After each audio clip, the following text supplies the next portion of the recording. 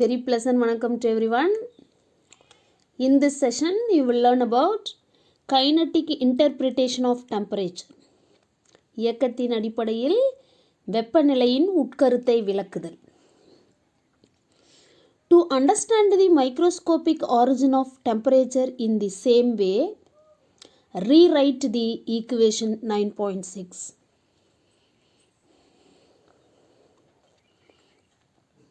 வாயு மூலக்கூறுகள் ஏற்படுத்தும் அழுத்தத்தை போன்றே வெப்பநிலையின் உட்கருத்தை நுட்பமாக உணர்வதற்கு இந்த சமன்பாட்டை பின்வருமாறு மாற்றி அமைக்கணும். உட்கருத்தை நுட்பமாக நம்ம புரிஞ்சுக்கிறதுக்கு.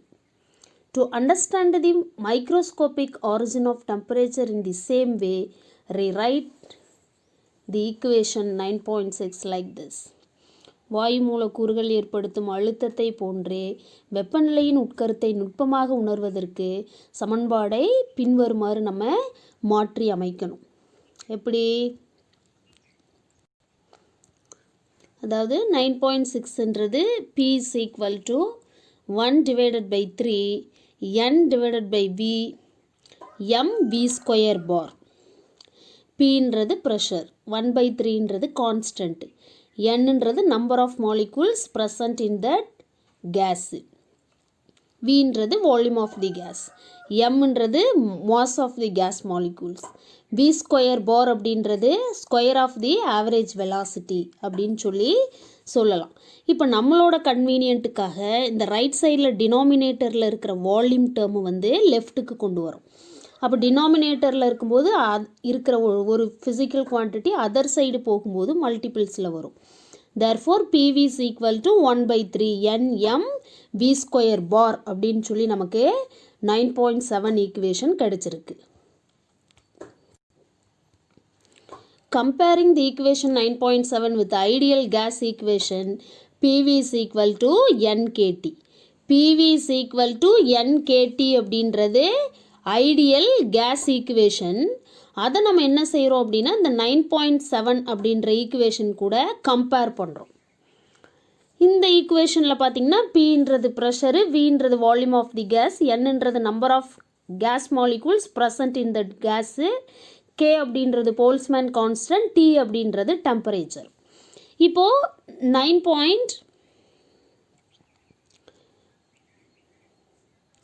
9.7 அதுக்கப்புறம் இந்த ஐடியல் கேஸ் ஈக்குவேஷனோட லெஃப்ட் சைட்ஸ் ஆர் ஈக்குவல். ஏன்னா PVன்னு இருக்குது. ரெண்டு ஈக்குவேஷனோட லெஃப்ட் சைட்ஸ் ஆர் ஈக்குவல் அப்படின்னா right sides also are equal.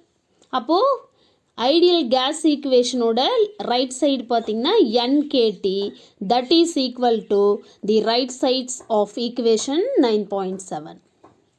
இப்போ இந்த N கேன்சல் ஆயிரும். மீதி இருக்கிறது யார்?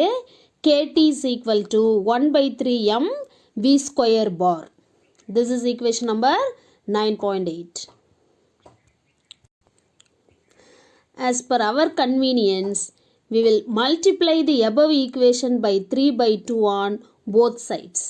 நம்மளோட வசதிக்காக நம்ம என்ன செய்கிறோம் அப்படின்னா இந்த மேற்கண்ட சமன்பாட்டு கூட நம்ம என்ன செய்கிறோம் அப்படின்னா 3/2 ரெண்டு பக்கமும் பெருக்கிறோம்.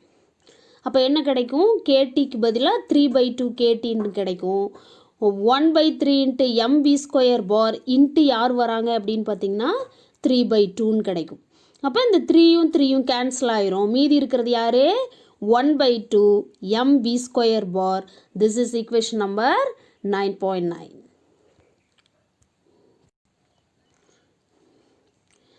RHS of equation 9.9 is called average kinetic energy of a single molecule.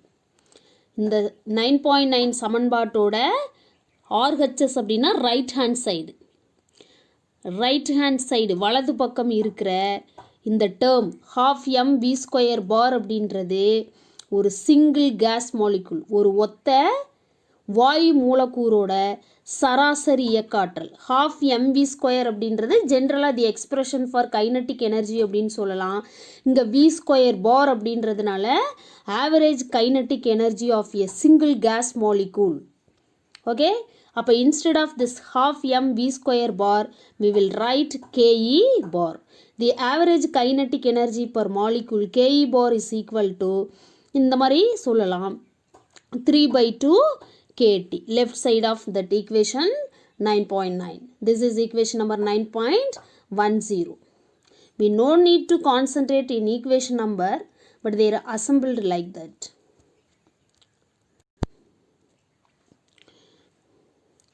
Equation 9.9 implies that the temperature of a gas is a measure of the average translational kinetic energy per molecule of the gas. இந்த 9.9 அப்படிங்கிற சமன்பாடு 9.9 அப்படிங்கிற சமன்பாடு நமக்கு எதை கொடுக்குது அப்படின்னு பார்த்தீங்கன்னா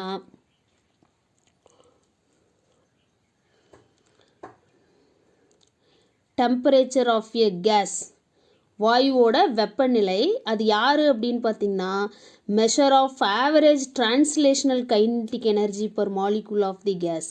அந்த வாயுவில் இருக்கிற ஒரு மூலக்கூறோட சராசரி இயக்க ஆற்றலோட அளவீடு தான் யார் அப்படின்னு பார்த்தீங்கன்னா அந்த சமன்பாட்டில் இருக்கிற 9.9 சமன்பாட்டில் இருக்கிற 3/2 kT is equal to half mv square barன்னு படித்தோம் இல்லையா, அந்த ஈக்குவேஷனில் இருக்கிறது. ஓகே,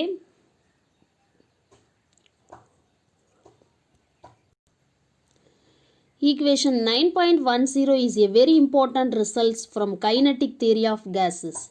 9.10 அப்படிங்கிறது யாரு? ke bar, average kinetic energy of a single gas molecule.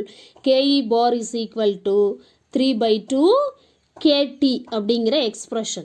This is very very important result from kinetic theory of gases. வாயுவோட இயக்கவியல் கொள்கையிலிருந்து நமக்கு கிடைச்சிருக்கிற ரொம்ப முக்கியமான முடிவு தான் இந்த சமன்பாடு.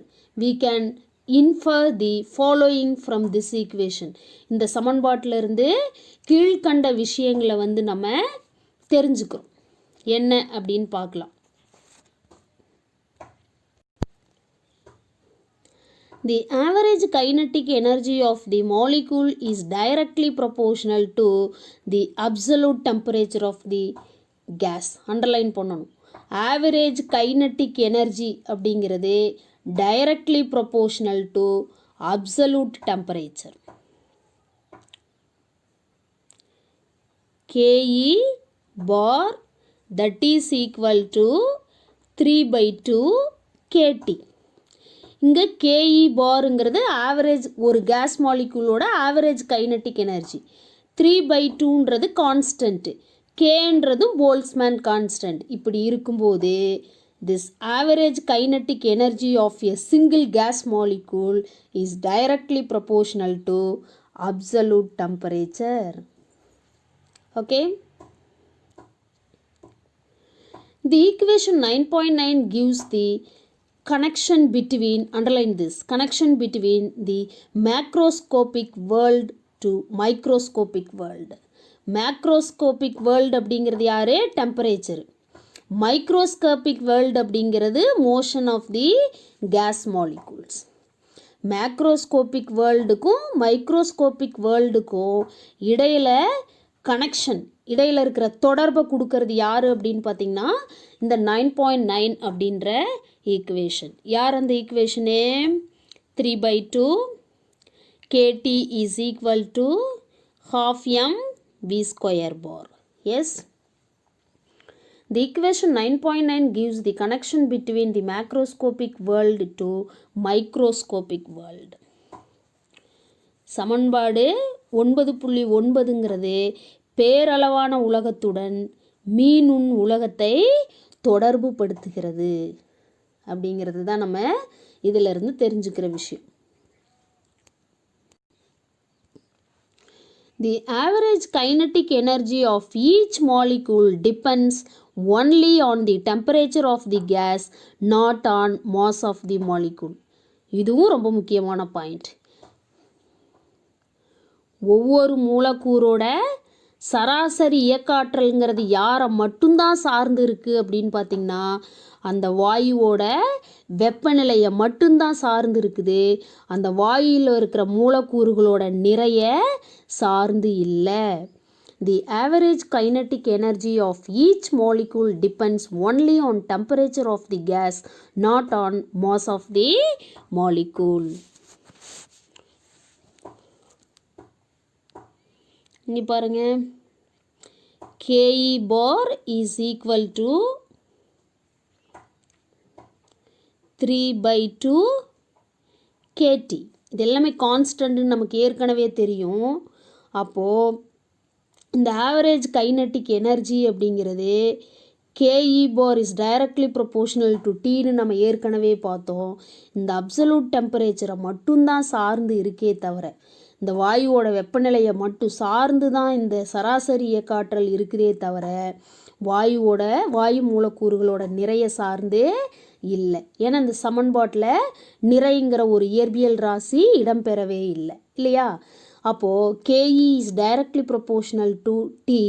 அப்போது டெம்பரேச்சர் இன்க்ரீஸ் ஆச்சு அப்படின்னா கைனட்டிக் எனர்ஜி ஆஃப் தட் கேஸும் இன்க்ரீஸ் ஆகும். அதுவே டெம்பரேச்சர் டிக்ரீஸ் ஆச்சு அப்படின்னா கைனட்டிக் எனர்ஜி ஆஃப் தட் கேஸும் டிக்ரீஸ் ஆகும். தட் மீன்ஸ் கேஸ் மாலிகூல்ஸோட கைனட்டிக் எனர்ஜியும் டிக்ரீஸ் ஆகும். அப்போ வாயுவை வெப்பப்படுத்தும் போது தான், குறிப்பாக வாயு மூலக்கூறுகளோட வெப்பநிலையை நாம் அதிகரிக்கும் போது அது இயங்கும் வேகம் அதிகமாகும். இயக்காற்றல் அதிகமாகுதுன்னா அதனோட வேகம் அதிகமாகுது. அதை தான் நம்ம இயக்காற்றல் அதிகமாகுது அப்படின்னு சொல்லி சொல்கிறோம். In other words, if the temperature of an ideal gas is measured using thermometer, the average kinetic energy of each molecule can be calculated without seeing the molecule through naked eye. வேற இதை எப்படி சொல்லலாம் அப்படின்னு பார்த்தீங்கன்னா, நல்லியல்பு வாயு ஒன்றோட வெப்பநிலையை நம்ம வெப்பநிலை மானியை கொண்டு அளவீடு செய்கிற அதே வேளையில் ஒவ்வொரு மூலக்கூறோட சராசரி இயக்க ஆற்றலையும் அந்த மூலக்கூறுகளை நாம் கண்ணால் பார்க்காம தான் கணக்கீடு செய்ய முடியும். வித்தவுட் சீயிங் த்ரூ நேக்ட் ஐ அப்படின்னா கண்ணால் பார்க்காம தான் அளவீடு செய்ய முடியும். In other words, if the temperature of an ideal gas is measured using thermometer, the average kinetic energy of each molecule can be calculated without seeing the molecule through naked eye. Ideal case அப்படின்னா நல்லியல்பு வாயுன்னு சொல்லுவோம். நல்லியல்பு வாயு ஒன்றோட வெப்பநிலையை நாம் வெப்பநிலை மானியை கொண்டு அளவீடு செய்யும்போது அதே நேரத்தில் ஒவ்வொரு மூலக்கூறோட சராசரி இயக்க ஆற்றலையும் அந்த மூலக்கூறுகளை நம்ம கண்களால் பார்க்காமலேயே நம்மால் கணக்கீடு செய்ய முடியும் அப்படிங்கிறது தான் இதில் இருக்கிற ஹைலைட்டான விஷயம்.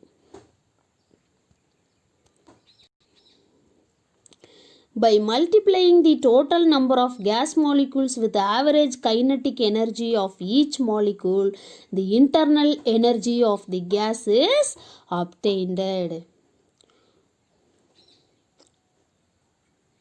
ஒவ்வொரு மூலக்கூறோட சராசரி இயக்க ஆற்றலையும் அந்த வாயு மூலக்கூறுகளோட மொத்த எண்ணிக்கையையும் பெருக்கும்போது நமக்கு என்ன கிடைக்கும் அப்படின்னா அந்த வாயுவோட அக ஆற்றல் உள்ளாற்றல் கிடைக்கும். By multiplying the total number of gas molecules with the average kinetic energy of each molecule, the internal energy of the gas is obtained. Internal energy of the gas நமக்கு எப்படி கிடைக்குது? ஒவ்வொரு மூலக்கூறின் சராசரி இயக்க ஆற்றலையும் வாயு மூலக்கூறுகளின் மொத்த எண்ணிக்கையால் பெருக்கும்போது அந்த வாயுவின் அக ஆற்றல் நமக்கு கிடைக்கிறது. Internal energy of ideal gas U is equal to N into 1/2 mv² bar. நல்லியல்பு வாயுக்கு அக ஆற்றல் அப்படிங்கிறது இதுதான். யூங்கிறது internal energy of the gas, என்னன்றது number of gas molecules which are present in that gas, half mv² bar அப்படின்றது average kinetic energy. By using the equation 9.9 9.9 அப்படின்ற எக்ஸ்பிரஷனை நம்ம பயன்படுத்தும் போது 9.9 யார்? 3/2 KT is equal to half m v square bar. இந்த ஈக்குவேஷனை நம்ம யூஸ் பண்ணுறோம். எப்படி யூஸ் பண்ணுறோம்?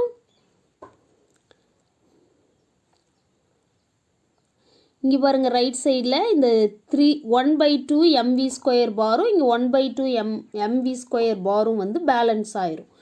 அப்போ யூஸ் ஈக்குவல் டு இந்த ஹாஃப் mv ஸ்கொயர் பாருக்கு பதிலாக நம்ம என்ன பண்ணுறோம் அப்படின்னா 3/2 KT அப்படின்னு சொல்லி அப்ளை பண்ணுறோம். In this expression instead of 1/2 mv square bar we can apply or substitute 3/2 KT. Then we can able to get the expression U is equal to 3/2 NKT. Here 3/2 constant, N is number of gas molecules which are present in that gas, K is Boltzmann constant, T is absolute temperature. These are constants. Again the internal energy is directly proportional to absolute temperature. From this expression we will get like this only. Internal energy is directly proportional to temperature. Suppose the temperature of the gas increased means the internal energy of the gas also increased. In case of decrement of the temperature of the gas means the internal energy also decreased. Okay, this is very important point. Note down this one.